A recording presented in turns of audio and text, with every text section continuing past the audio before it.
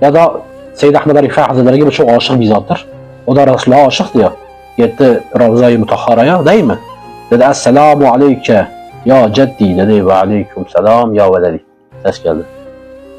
Tabi bilirsiniz yani malumuyuz. Beraberinde 90 bin hacı ve birçok zamanın ileri velileri. Bunlardan biri Seyyid Abdülkadir Gelen Hazretleri, biri Şeyh Hayat Harani. Yani çıkıyor oradan, diye uzatmaz mısınız diye bu nurlu elinizi. Laflarım az duysun. Resul-i Ekrem'in edebiyle bütün işşamınla o Ravza açılıyor, el çıkıyor nurladı. Sadece Seyyid Ahmed Rifai Hazretleri öpüyor. Herkese nasip oluyor.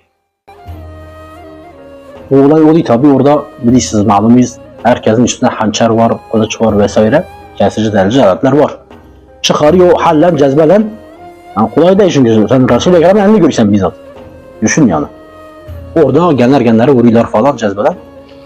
Aynı revan olunca pirimiz ne yapıyor? Kalkıyor orada hepsini demliyor. Hepsinin yarası elhamdülillah iyileşiyor. Bu olaydan sonra ne yapayım pirimiz dedik ya mütevazidir yani kendisi. Hani kendini yer etmiş, benlikten belə eser bırakmamış, riyadan eser bırakmamış, nefsen eser bırakmamış.